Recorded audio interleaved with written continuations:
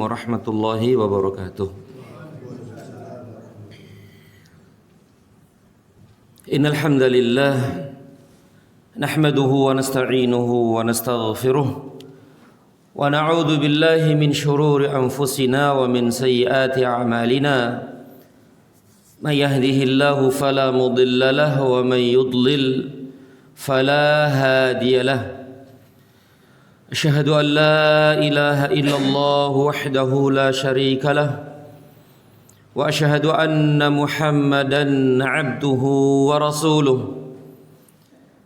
اللهم صل وسلم وبارك على محمد وعلى آله وأصحابه أجمعين. قال الله تعالى يا أيها الذين آمنوا اتقوا الله حق تقاته ولا تموتن إلا وأنتم مسلمون. يا أيها الذين آمنوا اتقوا الله وقولوا قولا سديدا يصلح لكم أعمالكم ويغفر لكم ذنوبكم ومن يطع الله ورسوله فقد فاز فوزا عظيما. Amma ba'd. Ikhwani wa akhwati fillah, a'azani Allah wa iyyakum, para bapak ibu sekalian dan saudara-saudariku sekalian yang saya hormati dan yang saya muliakan dan yang senantiasa dirahmati dan diberkahi Allah Subhanahu wa taala. Pertama, segala puji hanya milik Allah tabaraka wa taala. Kita memujinya dan bersyukur kepadanya, memujinya dengan pujian-pujian yang sesuai dengan kebesaran dan keagungannya azza wa jalla, dan bersyukur atas nikmat-nikmatnya yang terus tidak henti-hentinya mengalir kepada kita sekalian, baik itu nikmat dunia maupun nikmat agama. Nikmat dunia adalah hal-hal yang menopang hidup kita di dunia ini, berupa makanan, minuman, tempat tinggal, kendaraan, pakaian, badan sehat walafiat, dan lain sebagainya dari hal-hal yang berkaitan dengan dunia. Alhamdulillah. Kemudian nikmat akhirat, nikmat agama, yaitu nikmat dijadikan kita sebagai seorang muslim, seorang mukmin, dan diberi hidayah dan taufik, kemudahan dalam beribadah, kemudahan dalam beramal saleh. Dan nikmat agama, nikmat akhirat adalah nikmat terbesar yang wajib kita syukuri. Maka kita terus bersyukur dan terus kita memuji Allah Subhanahu wa taala atas nikmat yang agung yang besar ini. Sehingga alhamdulillah di pagi yang berbahagia ini kembali kita dikumpulkan dan dipertemukan dan dimudahkan untuk bisa hadir di majelis yang mulia ini dalam rangka beribadah dan taqarrub, mendekatkan diri kita kepada Allah Subhanahu wa taala, yaitu dengan belajar dan menuntut ilmu agama, ilmu syar'i. Semoga Allah Subhanahu wa taala menjadikan majelis kita ini, pertemuan kita ini, majelis yang dirahmati dan diberkahi. Amin ya rabbal alamin. Tidak lupa salawat dan salam selalu senantiasa tercurah terlimpah kepada junjungan Nabi besar kita Muhammad sallallahu alaihi wasallam. Para bapak ibu sekalian dan saudara-saudariku sekalian yang saya hormati dan yang saya muliakan, sebagaimana biasa kajian kita adalah fikih dalam kitab Al-Wajiz fi Fiqhi Sunnati wal Kitabil Aziz. Masih dalam pembahasan salat Jumu'ah. Betul ya? Salat Jumu'ah. InsyaAllah hari ini selesai nih masalah salat Jumu'ah ini, insyaAllah. Setelah itu baru salat Id, Idul Fitri dan Idul Adha.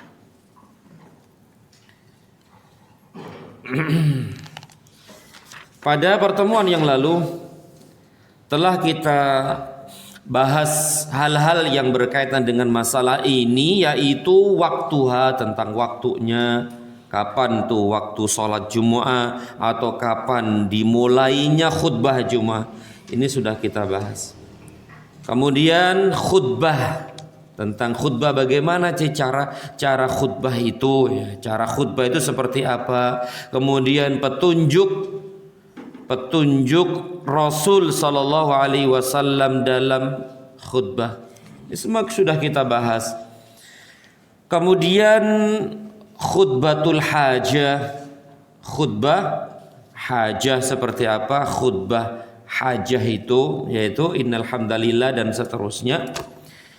Kemudian wajibnya wujubul insat wa hurmatul kalami asna al khutbati, yaitu wajibnya diam. Sudah nih ya, sekarang ini sah. Berarti ini untuk makmum, ini untuk makmum. Kalau tentang khutbah ya untuk khatib ya, untuk khatib. Sekarang ini apa yang wajib dilakukan dan apa-apa yang dilarang bagi para makmum, yaitu wujubul insat, wajib diam, tidak boleh bicara. Wa hurmatul kalami asna al khutbah, dan haramnya bicara di tengah-tengah khutbah. Ini jelas insyaallah ya. Bahkan bermain-main dengan kerikil saja itu dianggap sama dengan ini kok. Apalagi main HP. Mau di pojokan sono ujung pada khusyuk banget. Enggak taunya megang HP sambil begini ya Allah. Kadang-kadang ya para khotib itu terganggu dengan perbuatan mereka gitu. Betul, ini mau negur gimana, terus pokoknya jelas sungguh mengganggu ketika ada makmum yang ngobrol atau bincang-bincang atau main HP di ujung-ujung sana, itu mengganggu. Di samping itu termasuk juga sama dengan berbicara ya, berbicara. Tapi tentu berbicara ini lebih gitu loh, lebih tidak boleh daripada bermain-main dengan kerikil, bermain-main dengan HP dan yang lainnya. Tentu itu tidak diperbolehkan. Nah, apalagi bicara. Bahkan negur orang yang bicara saja itu tidak boleh. Diam loh. Ada khutbah diem. Ngomong diem saja itu sudah nggak boleh gitu loh. Apalagi yang ngobrol itu kan gitu. Negur kan baik kan ya. Nah, baik itu khair, amar ma'ruf nahi mungkar istilah gitu. Itu aja nggak boleh gitu. Apalagi ngobrol bicara. Nah, negur aja nggak boleh. Diem itu kan satu kata ya. Diem itu sudah masuk dalam keharaman ini. Kalau dia melakukan itu, bicara, kemudian tetap sholat di situ, sholatnya sah ya? Nah, sholatnya tetap sah, tapi dia berbuat dosa karena melakukan apa-apa yang diharamkan oleh Allah dan Rasulnya, yaitu bicara. Maka wajib bagi jamaah untuk diem, sudah diem. Tapi jangan diemnya sampai nggak sadar. Diemnya sampai nggak sadar gitu. Khusyuk banget, diem gitu. Wes, masya Allah, nggak jauhnya tidur. Komat baru dibangun, ini bangun ya Allah, ini kita ya. Ya Allah. Baik, kita baca dalil-dalil yang dibawakan oleh penulis hafizahullah taala, dan di sini hanya menyebutkan satu hadis ya. yaitu hadis Abu Hurairah radhiyallahu anhu, anna Rasulullah sallallahu alaihi wasallam qaal, sesungguhnya Rasulullah sallallahu alaihi wasallam bersabda, idza qulta li sahibika yaumal jumu'ati ansit. Idza qulta, jika engkau bicara, ngomong kepada sahabatmu, temanmu atau jamaah di situ, yaumal jumu'ah, di hari Jumu'ah. Artinya di tengah-tengah khutbah, di tengah-tengah khutbah ini. Apa yang dia katakan? Ansit. Diam. Khutbah, ada khutbah, diam. Haram gitu. Ditambahin haram lagi. Dia melakukan haram. Masyaallah. Baik, ansit. Wal imamu yakhtub, dan imam sedang khutbah, faqad laghauta, maka engkau telah melakukan laghwun. Laghwun itu perkataan yang batil. Kalau di sini apa ini terjemahannya? Sia-sia ya. Nah, sia-sia. Sebenarnya laghwun itu perkataan yang batil, perkataan yang enggak benar, kata-kata yang salah. Meskipun benar gitu loh, kelihatannya benar, diem, kan enggak perkataan yang bagus kan, tapi karena keadaannya yang tidak pada tempatnya, itu dianggap laghwun. Makanya perkataan-perkataan yang buruk, perkataan-perkataan yang jelek, perbuatan-perbuatan yang buruk, sia-sia, itu namanya laghwun. Termasuk miso ya. Ngerti miso nggak? Kayak apa miso? Tahu miso nggak ente? Miso itu orang timur, orang Jawa, miso.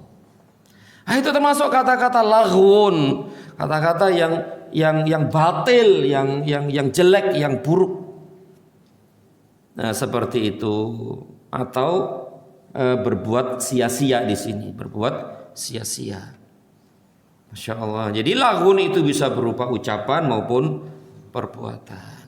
Maka hadis ini mewakili dari banyak hadis akan keharaman berbicara, bahkan menegur orang yang berbicara di tengah-tengah khutbah. Dan ini insya Allah ma'ruf ya, sudah ma'ruf.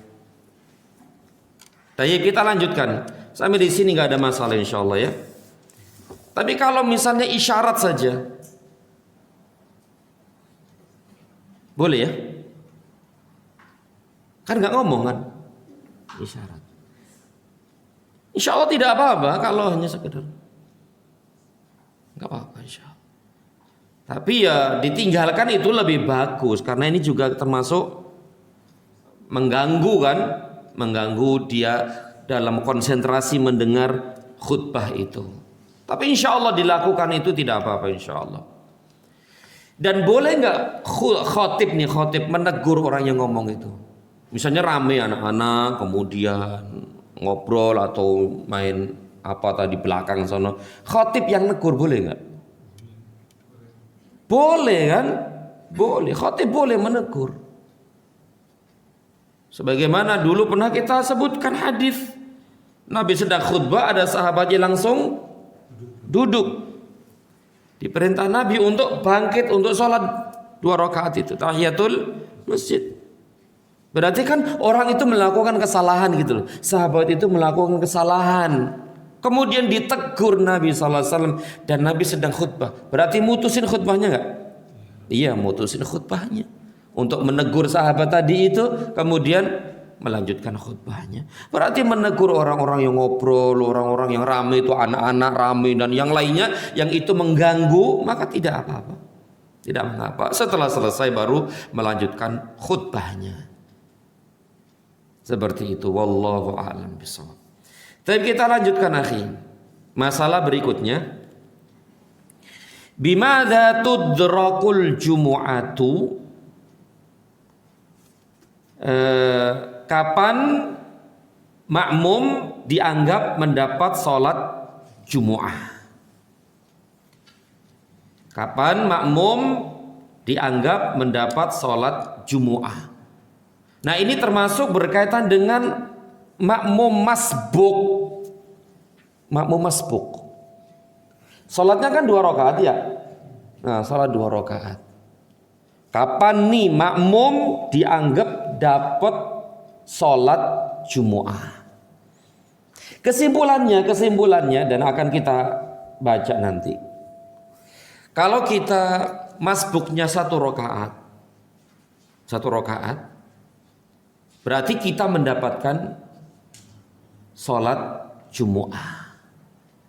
Berarti kalau dapat 1 rakaat, tinggal nambahin 1 rakaat. Masbuknya 1 rakaat dulu.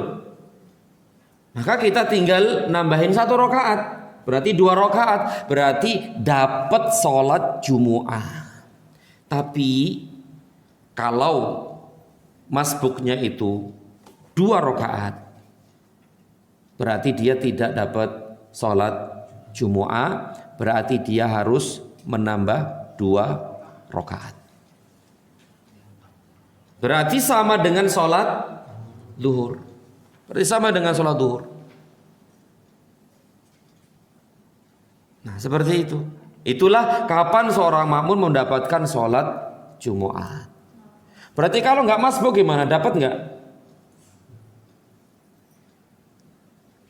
Kalau nggak masbuk, ya dapat lah. Ya dapat lah. Masya Allah ya. Jadi ini perlu diketahui ya oleh kita kaum muslimin. Jadi sekali lagi kalau masbuknya itu sekali masbuk telat 1 rakaat, maka dia mendapatkan rakaat sholat Jumu'ah. Berarti dia tinggal nambahin 1 rakaat. Kalau dia terlambatnya 2 rakaat, berarti dia tidak mendapatkannya, berarti dia harus menambah 2 rakaat. Itu intinya.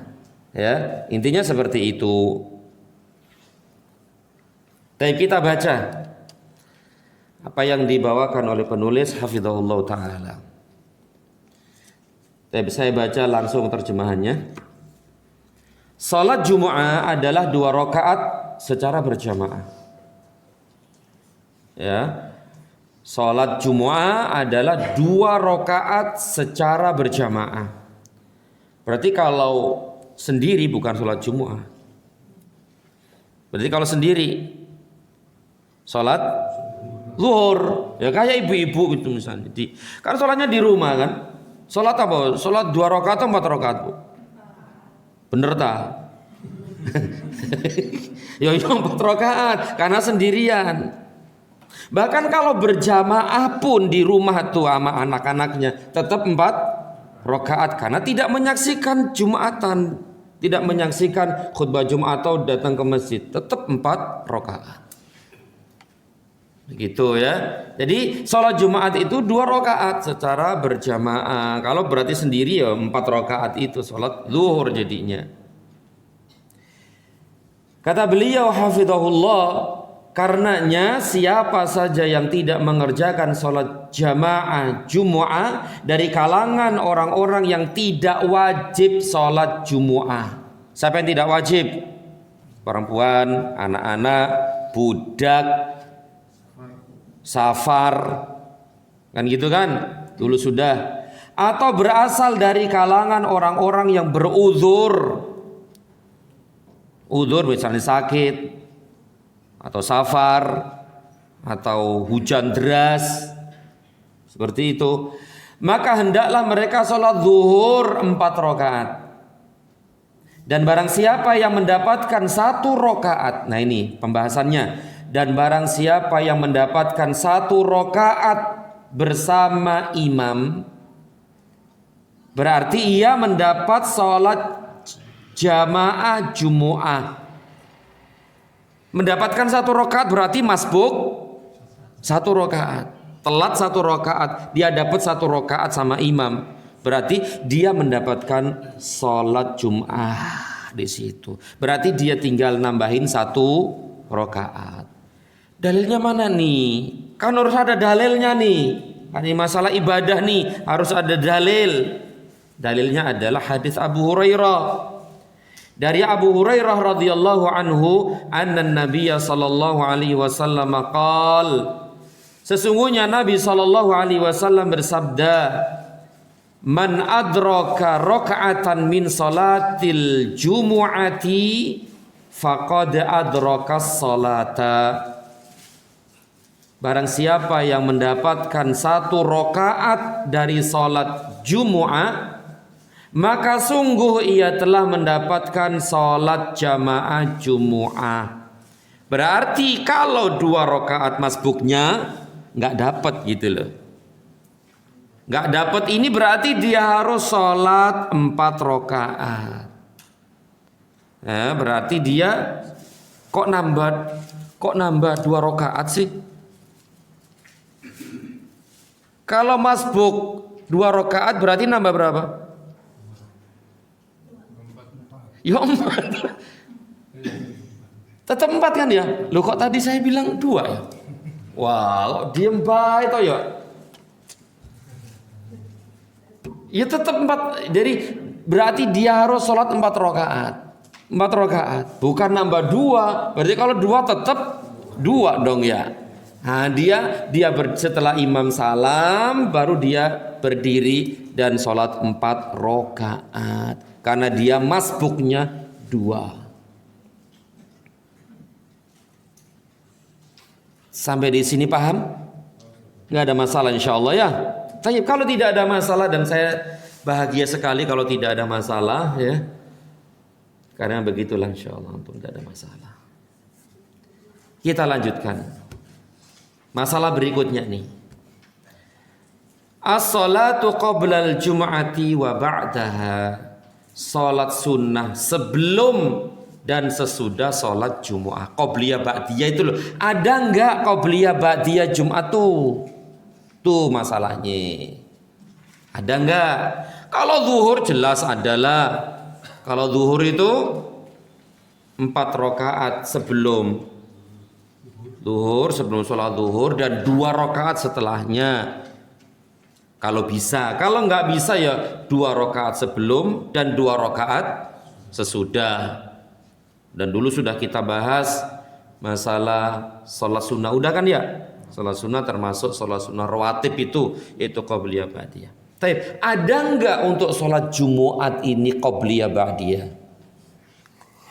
Kalau ibu-ibu yang sholat sendirian di rumah Jumat tuh, ada qobliyah ba'diyah enggak?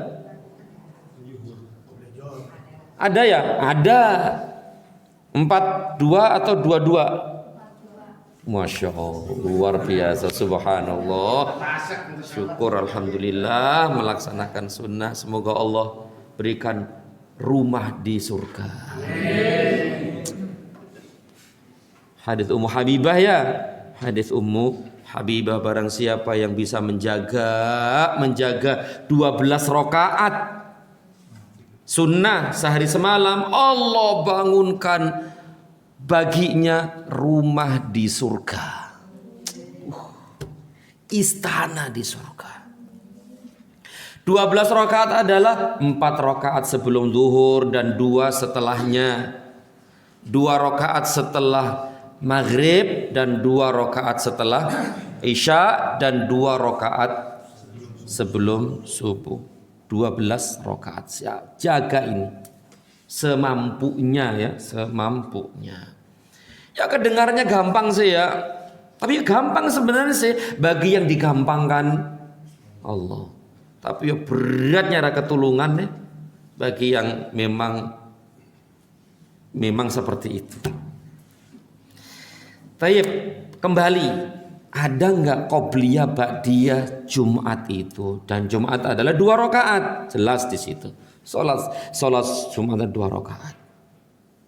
Secara umum, dan akan kita bahas nanti secara umum, dan inilah pendapat yang sahih, pendapat yang benar. Salat Jumat tidak ada qobliyah, adanya ba'diyah. Itu intinya. Salat Jumu'ah tidak ada qobliyah, nggak ada. Qobliyah itu apa sih? Sebelum sholat. Nggak ada, tidak ada qobliyah dan adanya ba'diyah. Loh, kenapa kok nggak ada qobliyah? Sedangkan zuhur ada qobliyah. Karena tidak ada dalilnya gitu loh. Tidak ada dalil yang menunjukkan disyariatkannya qobliyah Jumu'ah, nggak ada. Kalau ada ya tentu ada dalilnya. Kalau nggak ada dalilnya ya sudah, nggak usah dipraktekkan, nggak usah diamalkan begitu. Nah, itulah inti dari masalah ini. Untuk lebih menenteramkan hati dan jiwa kita baca apa yang dibawakan oleh penulis hafizahullahu ta'ala. Kata beliau membawakan hadis yang dulu sudah dibaca. Hadis ini adalah hadis Abu Hurairah radhiyallahu taala anhu. Semuanya hadis Abu Hurairah ya. Sebelumnya, sesudah sebelumnya, dan setelah sebelum. Abu Hurairah juga. Dari Abu Hurairah radhiyallahu anhu anin Nabi sallallahu alaihi wasallam, dari Nabi sallallahu alaihi wasallam qala, beliau bersabda, "Man ightasala yaumal jumu'ati." Barang siapa yang mandi Jumat. Mandi Jumu'ah, yaitu mandi untuk sholat Jumu'ah. Keluar dari masalah apakah wajib atau sunnah, ya memang ada khilaf. Mandi Jumat itu wajib atau sunnah, kan begitu kan? Keluar dari masalah wajib atau sunnah, ya kita berusaha untuk mengamalkannya. Udah mandi Jumat, meskipun sebelum berangkat ke kantor misalnya kan, mandi, niatnya mandi Jumat, boleh nggak kayak gitu? Ya boleh. Atau mau berangkat ke masjid mandi dulu, ya boleh juga. Pokoknya ada niat ini untuk Jumat, ya untuk Jumat. Tapi kalau yang sholat di rumah tuh dianjurkan mandi Jumat nggak?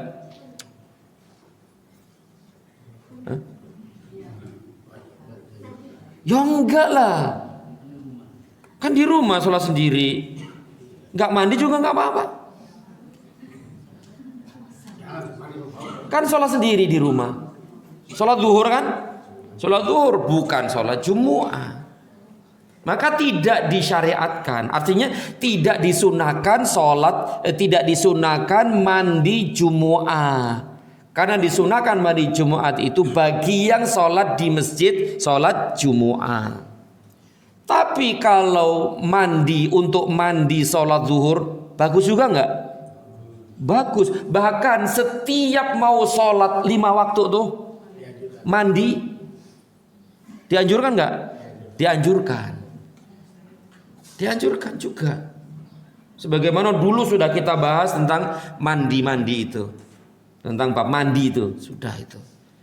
Tapi niatnya bukan mandi Jumu'ah. Jadi mandi Jumat ini yang diperselisihkan oleh para ulama, wajib, ada yang mengatakan wajib, ada yang mengatakan sunnah. Ini untuk yang sholat Jumu'ah di masjid. Keluar dari masalah, ya sudah kita mandi aja kan ya. Udah mandi aja. Mandinya ya mandi seperti mandi junub. Seperti mandi junub, yaitu semua kena air semuanya ya. Dari ujung sampai ujung begitu. Taib, sabda Nabi sallallahu alaihi wasallam, barang siapa yang mandi Jumu'ah, tsumma atal Jumu'ata, kemudian dia pergi ke masjid untuk sholat Jumu'ah. Jadi niatnya untuk sholat Jumu'ah. Fa shalla ma qaddara lahu, kemudian dia sholat semampunya. Sholat apa ini? Dulu sudah tuh. Intidhar, sholat menunggu khatib naik mimbar. Semampunya. Sekuatnya gitu loh. Sholat 2 rakaat, setelah khotib naik mimbar berhenti. Itu namanya sholat intidhar, dan itu disunahkan juga.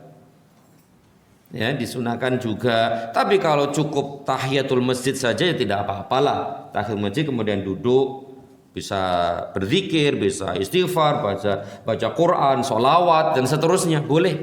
Tapi kalau dia sholat, ya tidak apa-apa, dan itu bagus juga karena sholat itu lebih utama daripada itu semua. Kenapa? Karena sholat kan ada zikir, ada sholawat,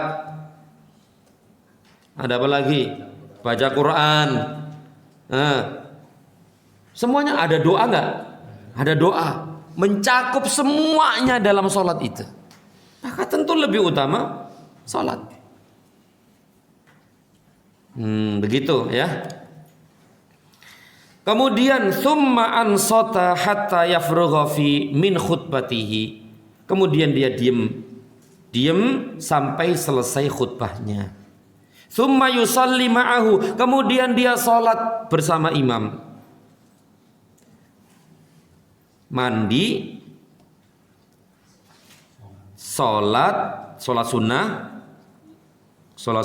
tahiyatul masjid, kemudian intidhar, kalau nggak intidhar juga nggak apa-apa.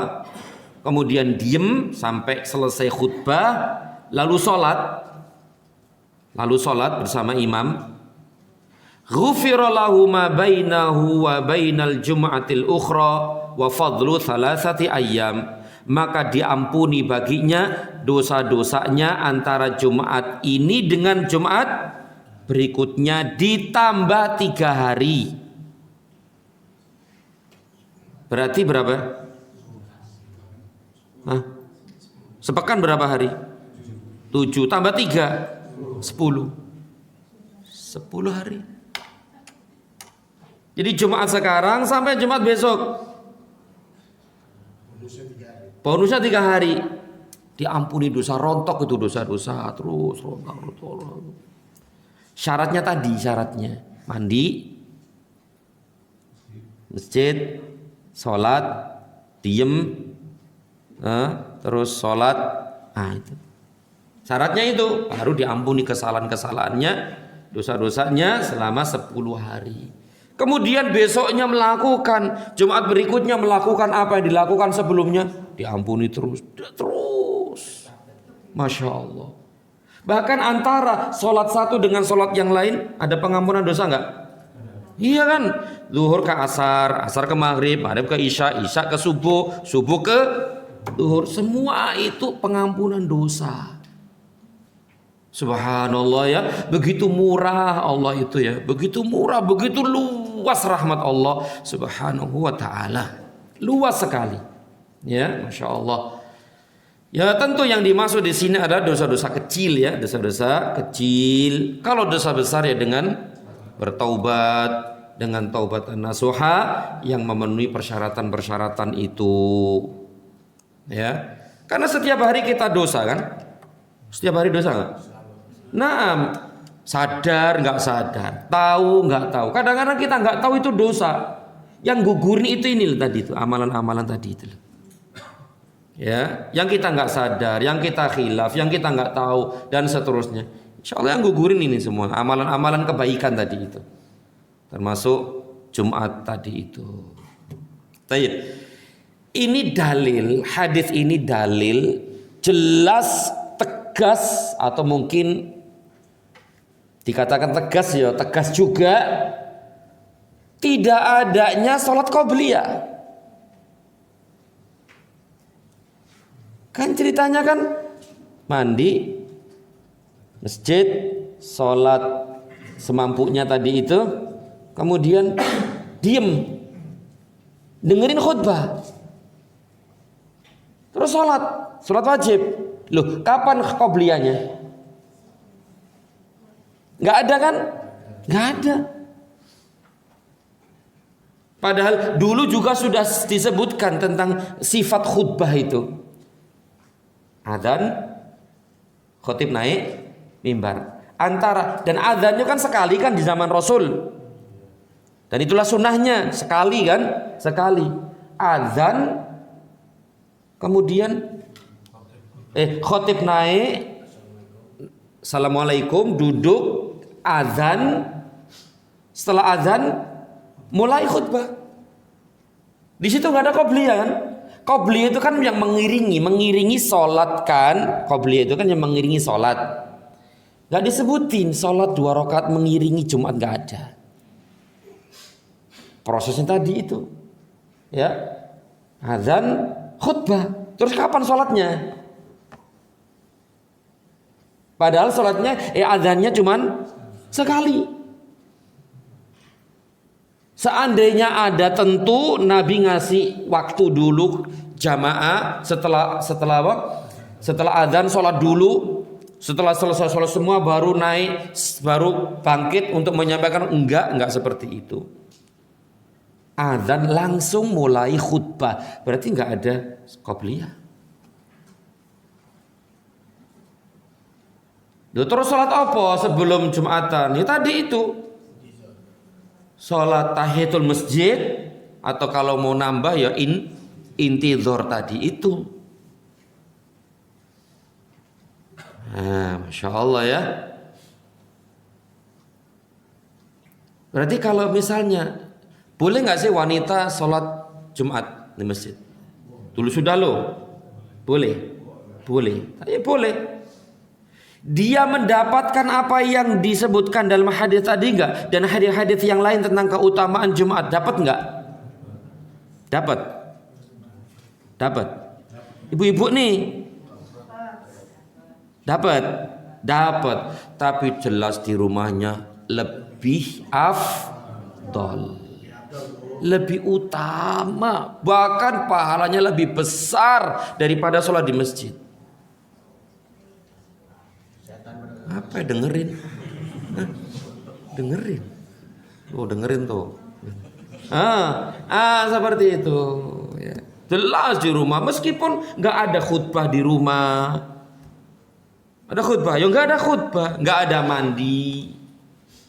Dan yang tetap sholat di rumah itu lebih afdol, lebih utama, lebih baik, lebih besar pahalanya. Ya lebih besar pahalanya.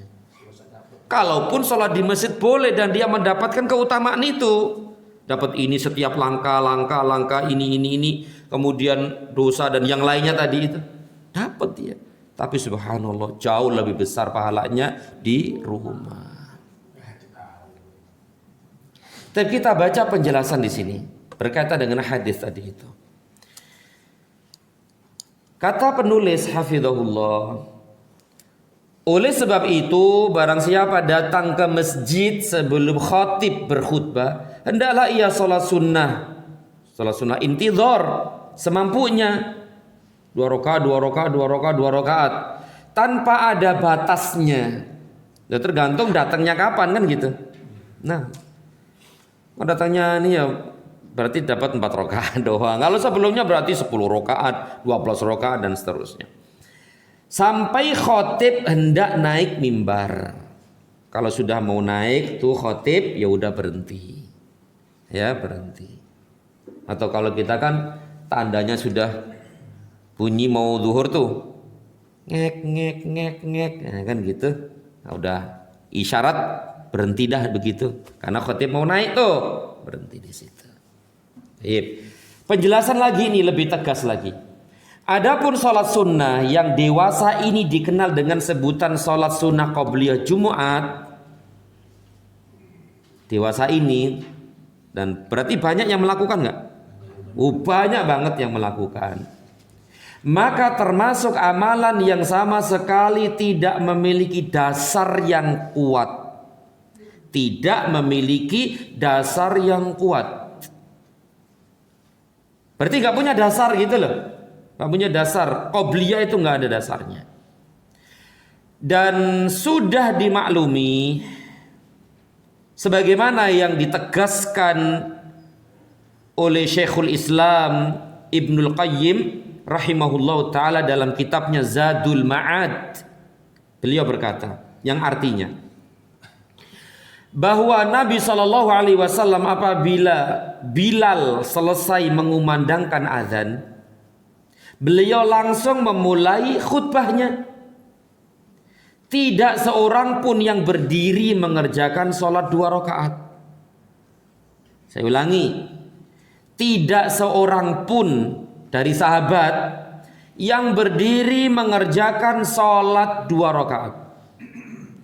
Sama sekali tidak ada. Lebih tegas lagi ini, sama sekali nggak ada, satu pun nggak ada. Dan azan hanya sekali. Kemudian kapan mereka akan sholat sunnah qabliyah Jumat? Coba kapan? Azannya sekali, selesai azan langsung khutbah. Lalu kapan sholatnya? Sedangkan wajib untuk mendengarkan khutbah. Ini tegas banget apa yang dikatakan oleh beliau ini, Syekhul Islam Ibnu Qayyim rahimahullah ta'ala ini. Sudah nggak ada. Seandainya ada tentu Nabi ngasih waktu, ya, atau sholat dulu kemudian naik. Nggak ada. Nggak ada. Baik, kita lanjutkan. Sampai di sini nggak ada masalah, insya Allah ya. Jelas kan? Jelas sekali sudah, jelas. Adapun sesudahnya, nah ini sedang masalah qobliyah sekarang, qobliyah. Ba'diyah sekarang, ba'diyah nih. Adapun sesudahnya itu qobliyah, maka kalau mau sholatlah 4 rakaat atau 2 rakaat, berarti ada ba'diyahnya ada. Boleh 4 rakaat, boleh 2 rakaat. Dalilnya mana? Nih dalilnya hadis Abu Hurairah juga. Dari Abu Hurairah radhiyallahu taala anhu qala, dia berkata, qala Rasulullah sallallahu alaihi wasallam, adalah Rasul sallallahu alaihi wasallam bersabda, idza shalla ahadukumul jum'ata, apabila salah seorang di antara kalian salat Jumu'ah, selesai ya, selesai salat Jumat, fal yusalli ba'daha arba'an, maka sholatlah sesudahnya 4 rakaat. Itu ba'diyah 4 rakaat. Dalil lagi yang dibawakan oleh penulis hafizahullah dari Ibnu Umar, sesungguhnya Nabi SAW kana la yusalli ba'dal jumu'ati hatta yansarif fayusalli rak'ataini fi baitihi. Dari Ibnu Umar, yaitu Abdullah bin Umar, bahwa Nabi SAW tidak sholat 2 rakaat sesudah sholat Jumu'ah sampai beliau pulang. Lalu sholat 2 rakaat di rumahnya. Berarti Nabi perintahkan 4 rakaat dan beliau pun mempraktekkan 2 rakaat. Berarti dua-duanya boleh, 4 rakaat atau 2 rakaat. Kalau ditanya mana lebih utama, 2 atau 4? Ya lebih banyak lebih bagus kan? Lebih banyak lebih bagus. Padahal ada dalilnya 4 enggak? Ada, berarti yang jelas. Masa pilih 2? Kan pilih 4 kan? Iya. Pilih 2 atau 4? Kebanyakannya 2. Tentu 4 adalah afdal karena lebih banyak zikirnya, lebih banyak rukuknya, sujudnya, sholawatnya dan yang lainnya. Sedangkan 4 rakaat ada dalilnya. Begitu 2 juga ada dalilnya. Ya sesuai dengan kemampuan kita dan taufik dari Allah Subhanahu wa taala. Jadi kesimpulannya seperti itu, akhi, ya. Jadi qabliyah Jumat nggak ada karena tidak ada dasarnya, tapi adanya adalah ba'diyah dan itu ada dasarnya. Boleh 4, boleh 2, wallahu a'lam. Saya yakin nggak ada masalah lagi. Paham ya? Baik, kalau paham kita lanjutkan masalah berikutnya. Apa masalah berikutnya ini? Adab nih, adab mendatangi masjid di hari Jumat. Adabu yaumil jumu'ati, adab-adab hari Jumu'ah.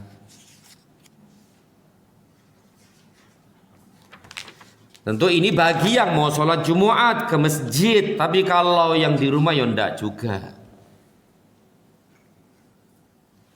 Dianjurkan bagi setiap muslim apabila hendak ingin sholat Jumat di masjid, maka dianjurkan baginya melakukan apa-apa yang disebutkan dalam hadis berikut. Hadis-hadis berikut, yaitu hadis Salman Al-Farisi, hadis Abu Sa'id, kemudian hadis Abu Hurairah radhiyallahu anhu majma'in. Yang pertama adalah hadis Salman. Dia berkata, Rasulullah sallallahu alaihi wasallam bersabda, "La yaghtasilu rajulun yaumal jumu'ati." Saya bacakan terjemahnya langsung aja ya. Mana ini? Nah, ya. Tidaklah orang melaksanakan mandi besar pada hari Jumat. Tidaklah orang melaksanakan mandi besar, sekujur tubuh gitu. Ya mandi junub kan sekujur tubuh ya. Pada hari Jumat bersuci dengan sungguh-sungguh, wudu atau mandi betul-betul sempurna, dan memakai wangi-wangian dari rumahnya.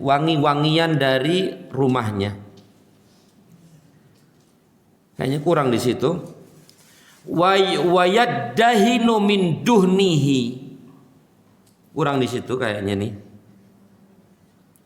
Pakai minyak itu loh, minyak rambut. Ya, jadi setelah bersuci dengan sempurna, mandi sempurna atau wudhu sempurna, lalu dia memakai minyak wangi, minyak ini rambut. Wayaddahinu min duhnihi, memakai minyak rambut yang dia miliki. Kemudian au yamassu min tibi baitihi, atau memakai minyak wangi dari rumahnya. Minyak wangi di rumah tuh pakai minyak rambut, minyak wangi. Setelah itu kemudian ia keluar pergi ke masjid dan tidak memisahkan antara dua orang yang duduk berdampingan. Pinggir ke sana. Enggak. Tapi kalau di situ ada lowong, ya di situ. Kalau lewat, nggak apa-apa lewat, karena di sana masih ada yang kosong.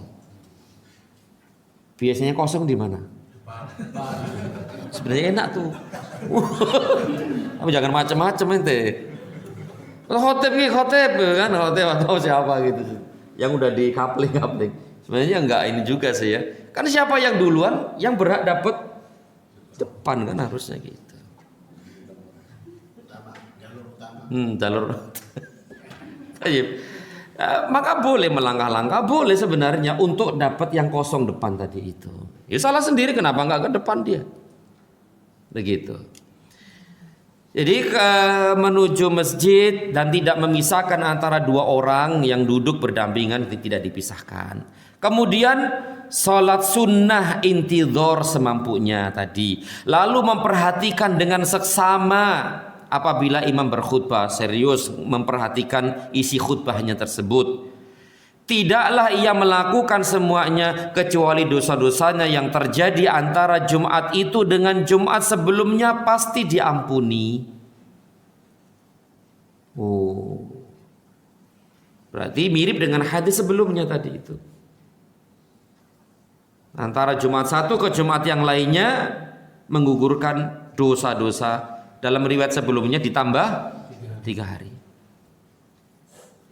Dari hadis Abu Sa'id, dia berkata, dari Abu Sa'id dan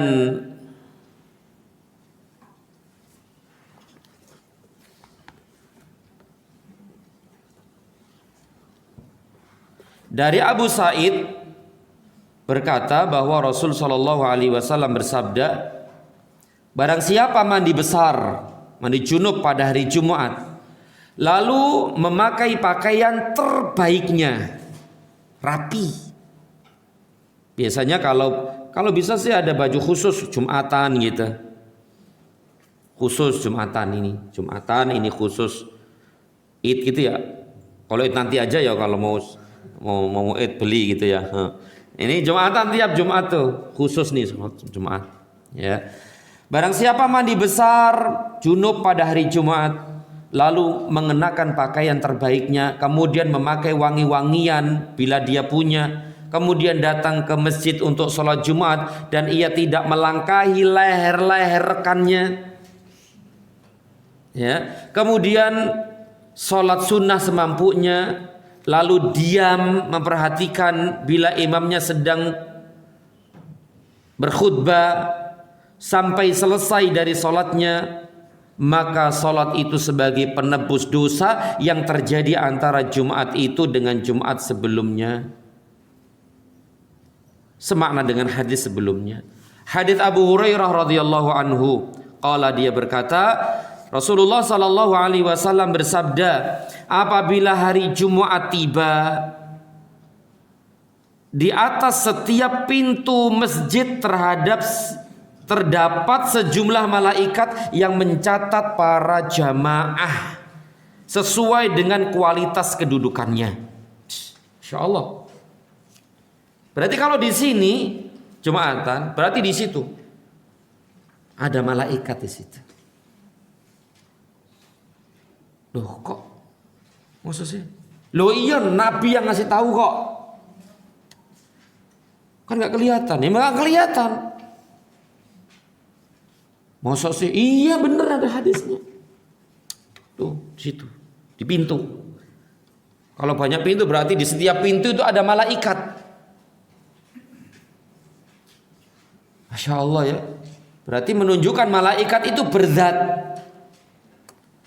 Dijelaskan oleh para ulama, ini salah satu dasar bahwa dalil bahwa malaikat itu berzat. Berzat. Apa berzat itu? Berfisik, berwujud. Bukan seperti yang diyakini sebagian orang. Malaikat itu katanya sifat kebaikan yang ada pada diri seseorang. Jadi kebaikan-kebaikan yang ada pada diri seseorang itulah malaikat. Ini jelas perkataan keyakinan yang batil, perkataan yang salah, ya, menyelisih Al-Quran dan Sunnah. Yang mana Al-Quran dan Sunnah jelas, gamblang, tegas menunjukkan bahwa malaikat itu berzat, berfisik. Berfisik. Sebagaimana manusia berfisik tidak? Berfisik. Tapi mereka ada di alam gaib. Nah, kelihatan, dan alhamdulillah kalau kelihatan juga sampean takut loh. Ya maksudnya ya gimana kan? Karena banyak malaikat berdesak-desakan. Nggak kuatlah kita ya, insyaallah. Jadi ini jelas berzat, bersifat, berfisik dia malaikat itu. Buktinya dia di situ. Bahkan lebih tegas lagi apa ini? Nah, lebih tegas lagi, gelombang pertama sebagai peringkat pertama, kemudian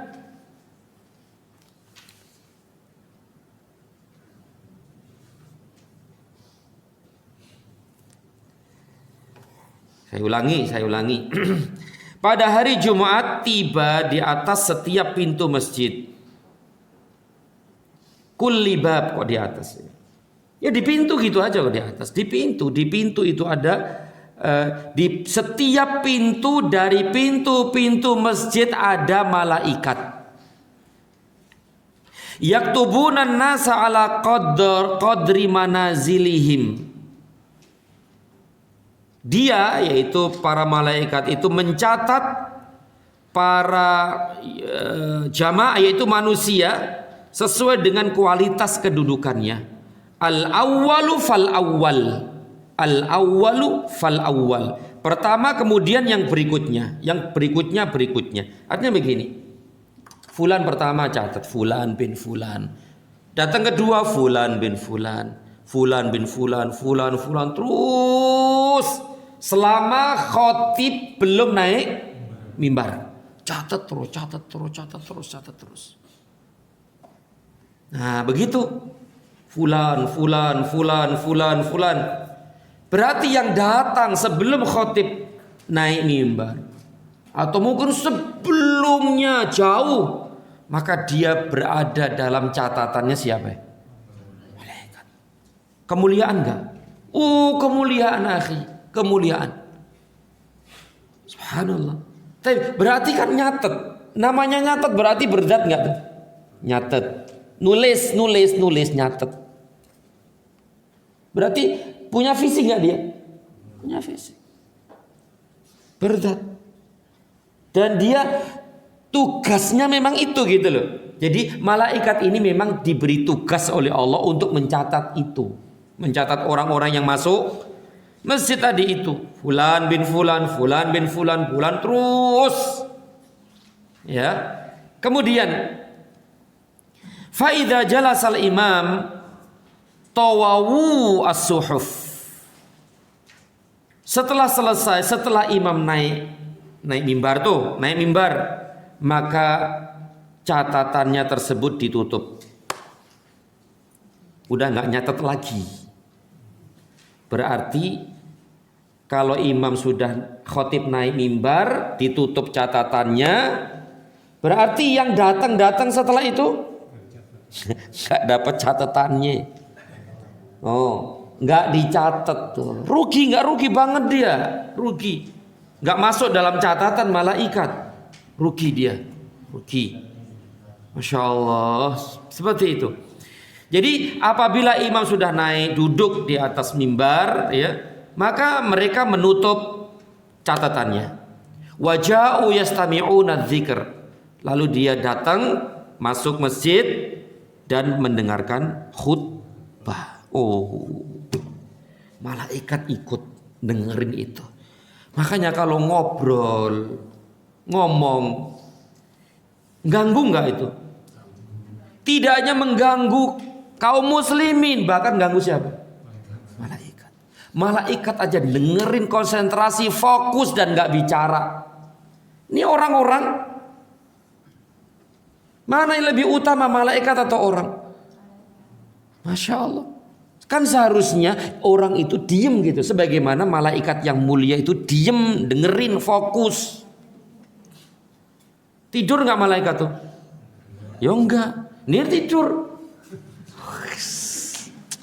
Piye iki? Masya Allah.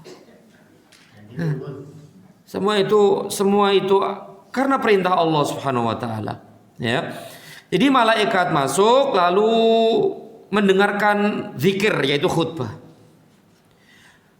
Setelah itu Nabi SAW menyebutkan keutamaan orang-orang yang datang pertama kali ke masjid itu, kemudian berikutnya. Kata beliau, perumpamaan gelombang pertama seperti orang yang apa nih? Yuhdi. Betul nggak Yuhdi di situ?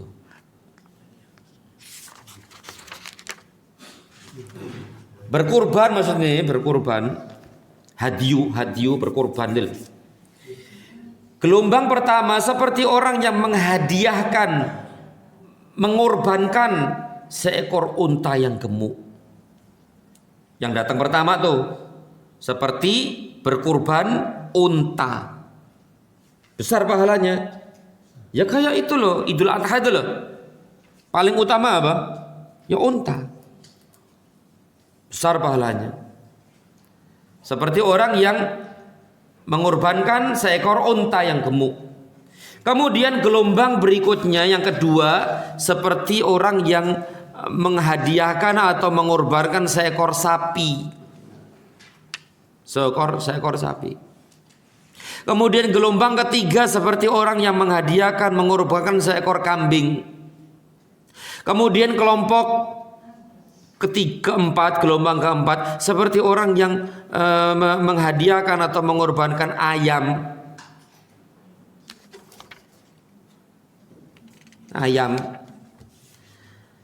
Kemudian gelombang kelima, kelompok kelima seperti orang yang menghadiahkan sebutir telur. Masya Allah. Tapi lumayan kan? Ini lumayan. Daripada udah nggak dapat apa-apa tadi itu. Baik. Pertama tadi unta, kedua sapi, ketiga kambing, keempat ayam, kelima telur. Telur ayam. Telurnya. Dan yang dimaksud pertama itu apa? Yang pertama masuk atau berkaitan dengan waktu? Jelas waktu lah. Kalau orang pertama duhurnya jam 12. Ternyata nggak ada orang yang datang kecuali dia jam setengah 12. Apakah itu? Bukan. Ini berkaitan dengan waktu. Makanya kelompok. Jadi ada kelompok-kelompok, ada waktu-waktu yang kalau dia masuk waktu itu dapat korban ini. Kalau dia masuk waktu itu dapat korban ini.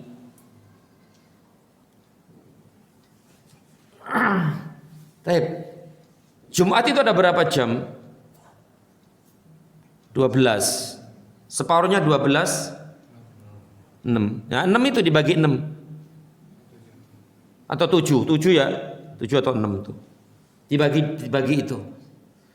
Berarti misalnya zuhur jam 12. Jam 12 nih ya.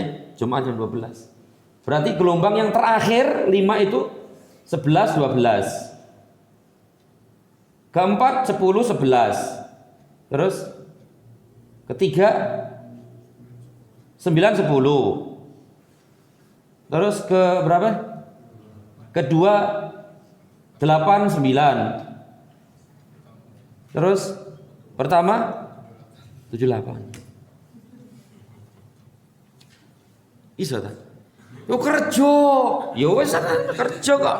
Ini mau gimana lagi, udah kerja kok. Ya minimal tadi kan telur tuh. Makanya enaknya Jumat libur itu begitu gitu loh. Jadi diberikan kesempatan berlomba-lomba untuk dapat unta tadi itu.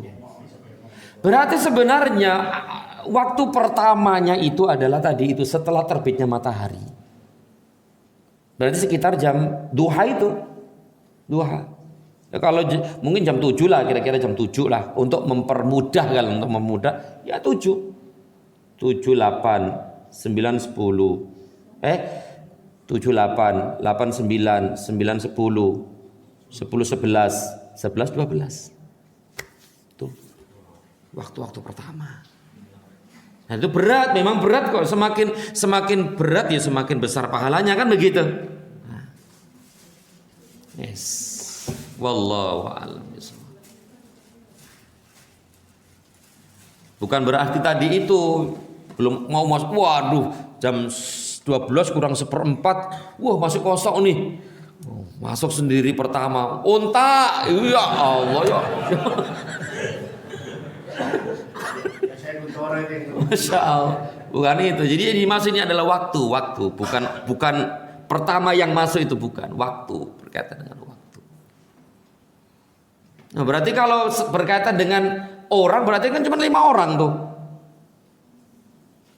1, 2, 3, 4, 5. Berarti ini aja bilang sama pemegang kunci masjid, gak boleh buka kecuali saya saya datang baru buka loh ya. Berarti saya dapat pertama. Yo kalau begitu kan kayak gitu. Ya. Nah, jadi ini berkaitan dengan waktu tadi, waktu pertama 2, 3, 4 sampai 5 tadi itu. Atau lebih sedikit. Baik para Bapak Ibu sekalian yang dirahmati Allah Subhanahu wa taala. Sudah ya? Belum selesai ya?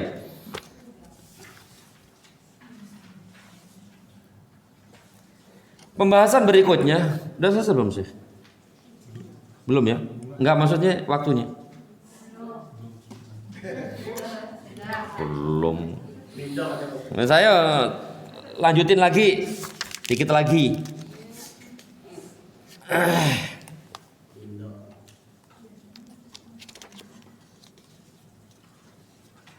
Ma yustahabbu minal adhkari wal ad'iyati yaumal jumu'ati.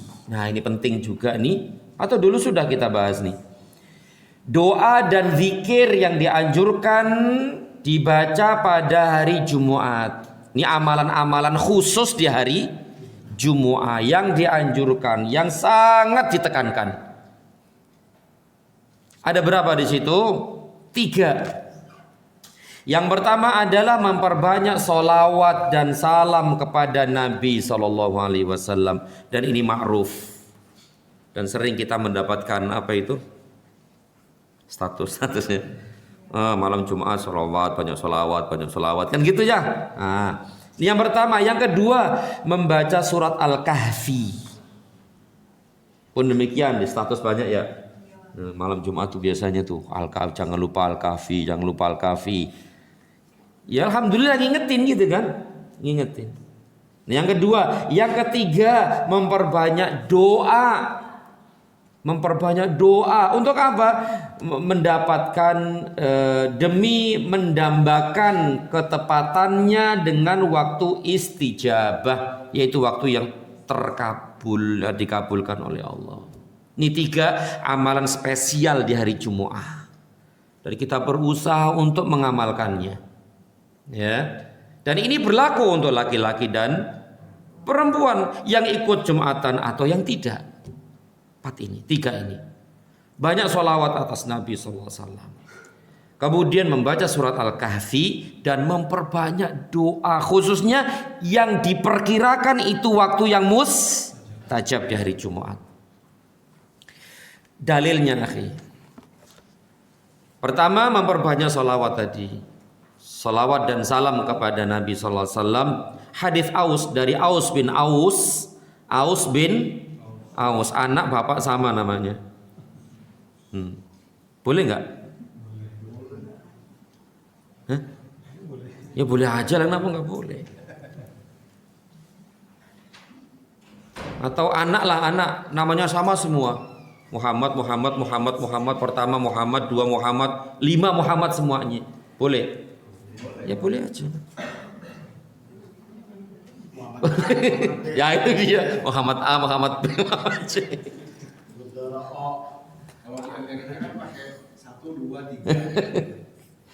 Ya itu kalau di sana ada itu, saya punya temen itu. Orang mana ya, Nigeria waktu kuliah itu. Namanya Muhammad, dia cerita punya semuanya 5 kalau nggak salah, 5 semuanya Muhammad.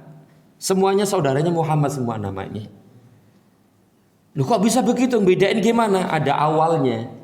Muhammad awal, Muhammad Thani, Muhammad Salis, Muhammad Robi, Muhammad Khomis, Muhammad 1, 2, 3, 4, 5. Wih, dia cerita langsung orang Afrika, orang Afrika. Ya Allah. Ya boleh saja. Ini Aus bin Aus. Dari Aus bin Aus radhiyallahu anhu qala, dia berkata, Rasulullah sallallahu alaihi wasallam bersabda yang artinya, sesungguhnya di antara hari-harimu yang paling afdol adalah hari Jumat. Jelas. Kenapa? Pada hari itu Nabi Adam diciptakan. Nabi Adam diciptakan di hari Jumat. Pada hari itu nyawanya dicabut, meninggal di hari Jumat. Pada hari itu sangkakala ditiup, hari kiamat hari Jumat. Dan pada hari itu pula kiamat besar terjadi. Oleh karena itu kata beliau, perbanyaklah sholawat untukku pada hari itu. Kenapa? Karena sholawatmu akan ditampakkan kepadaku, disampaikan kepadaku. Yang nyampein siapa?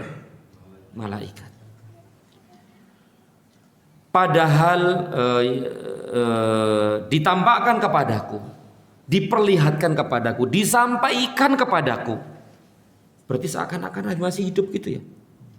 Dan itulah yang dipahami oleh para sahabat. Maka para sahabat bertanya, ya Rasulullah, bagaimana mungkin salawat kami ditampakkan, ditujukan, disampaikan kepadamu, padahal engkau sudah terbentuk tulang belulang? Artinya apa? Meninggal.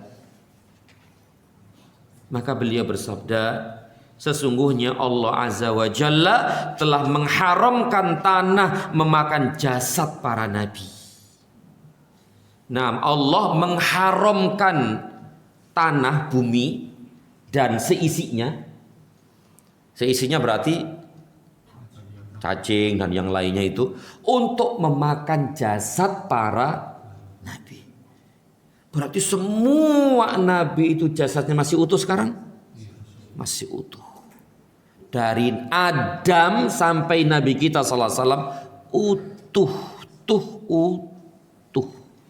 Karena memang Allah haramkan itu untuk memakan jasad mereka. Nah, berarti para nabi itu hidup di alam kubur.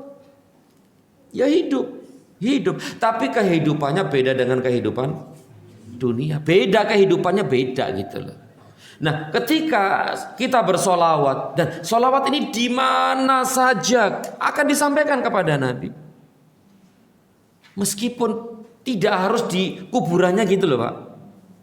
Tidak harus di kuburannya depan situ salat, enggak, di semua tempat solawat kita akan sampai kepadanya. Meskipun kita di kutub utara ya, kutub utara, kutub selatan, kutub tenggara, tetap akan sampai kepada beliau sallallahu alaihi wasallam. Tidak harus datang ke kuburannya sana, enggak.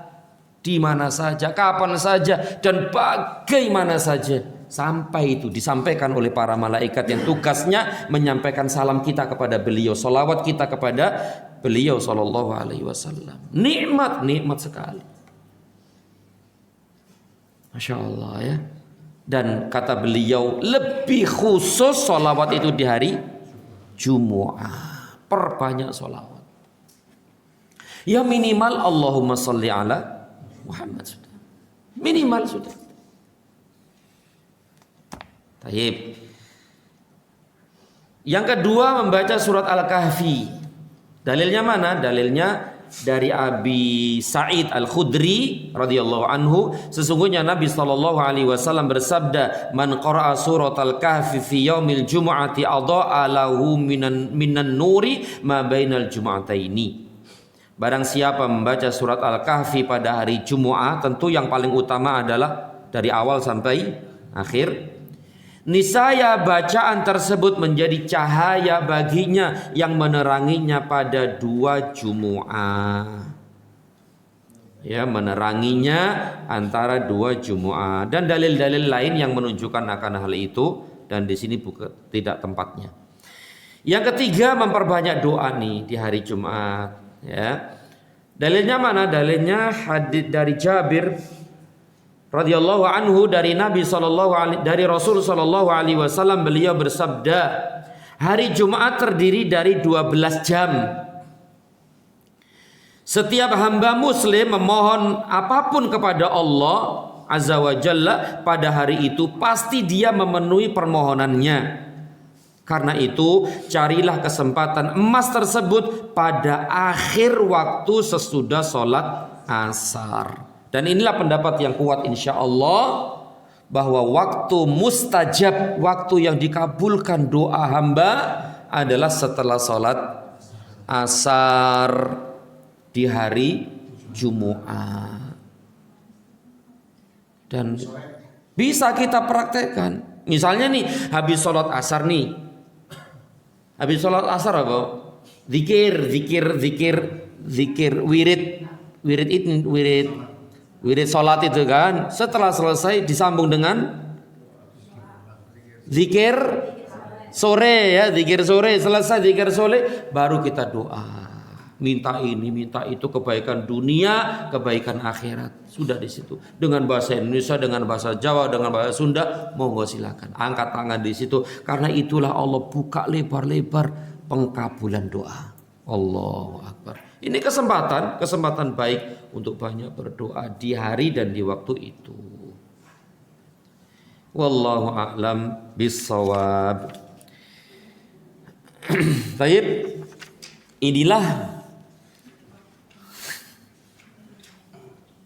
yang bener mana sih ini? Ya 21. Ini bener ya? Bener. Terus nggak nih? Tanggung ya, diselesaikan ya. Diselesaikan. Masalah berikutnya adalah sholat jamaah Jumat di masjid jami. Nah, sekarang kan banyak masjid jami ya. Nah, alhamdulillah sekarang banyak masjid jami. Masjid besar, jami itu kan besar. Seperti itu ya. Jadi salat jamaah Jumu'ah di masjid jami. Dalilnya mana? Hadis Aisyah radhiyallahu anha qalat, dia berkata, kana nasu yantabuna yaumal jumu'ati min manazilihim wal awali. Para sahabat pada hari Jumat berdatangan dari tempat tinggal mereka dan dari kawasan dataran tinggi, yaitu awali. Ke masjid mana ini? Ke Masjid Nabawi. Jauh datang semua ngumpul di Masjid Nabawi. Berarti di sana ada musola-musola dulu kali ya. Sana punya masjid-masjid kecil atau musola. Kalau sekarang ya musola gitu loh mungkin. Musola itu masjid juga nggak sih? Ya masjid aja. Yang beda itu kan musola itu nggak ada Jumatan kan gitu. Kalau masjid ada Jumatan. Kemudian hadis dari Az-Zuhri bahwa penduduk Dzul Hulaifah pada hari Jumat berkumpul atau sholat Jumat bersama Nabi SAW. Padahal jarak dari Madinah sejauh perjalanan 6 mil. Dzul Hulaifah itu loh yang mikotnya orang Madinah itu loh, yang namanya Bir Ali itu loh. Nah itu orang-orang sana datang ke Madinah loh, salat Jumat di situ. Jauh nggak? 6 mil. Ya 6 mil betul ya. 6 mil kira-kira 10 kilo. 10 kilo. Jauh ya? Jauh. Masya Allah. Semangat mereka ya datang ke masjid Nabi SAW. Tapi alhamdulillah sekarang kan di mana-mana ada Jumatan, gak usah 10 kilo ya. Langkah kaki udah tinggal pilih ya. Sono. Alhamdulillah. Nikmat ya, nikmat. Kemudian dari Atha bin Abi Rabah, ia berkata, adalah penduduk Mina biasa menghadiri sholat Jumat di Mekah. Mina, tahu Mina kan? Lempar jumrah itu loh, Mina. Jauh kan? Oh jauh. Itu pun datang ke Masjidil Haram untuk Jumatan. Berarti selain Jumatan ya mereka sholat di kampung-kampung mereka sendiri. Ala kulli hal akhi, ya sholat Jumat itu dikerjakan di masjid jami yang biasa di situ banyak berkumpul kaum muslimin. Taib yang terakhir, hari raya jatuh pada hari Jumat.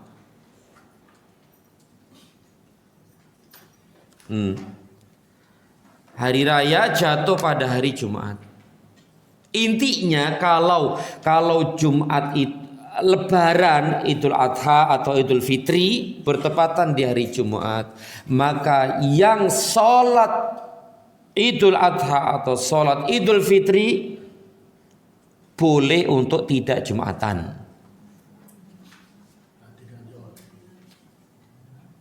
Jadi yang sholat loh ya, yang sholat pagi kan Idul Adha atau Idul Fitri, sholat tuh 2 rakaat di lapangan bersama kaum muslimin, maka dia mendapatkan rukhsah. Apa rukhsah? Keringanan untuk tidak sholat Jumu'ah. Tapi ya wajib sholat zuhur, ya enggak sholat lagi, kan keringanan enggak sholat. Ya bukan begitu maksudnya, enggak Jumatan di masjid, tapi dia harus tetap sholat 4 rakaat sholat zuhur. Tapi kalau dia tetap sholat Jumat boleh enggak? Ya boleh saja. Tapi sangat dianjurkan bagi khotib. Kalau yang khotib ya datanglah. Lo kalau khotib enggak datang biye? Lu orangnya kan ada satu dua istilahnya beberapa orang masjid. Enggak adanya khutbah gimana? Nah, maka khusus bagi yang khotib itu datang ke masjid karena dia imam, karena dia khotib, maka dia datang. Tapi yang selainnya tadi makmum ya sudah, mau nggak sholat di rumah, meskipun masjid di samping rumahnya, dan dia nggak ngapa-ngapain gitu.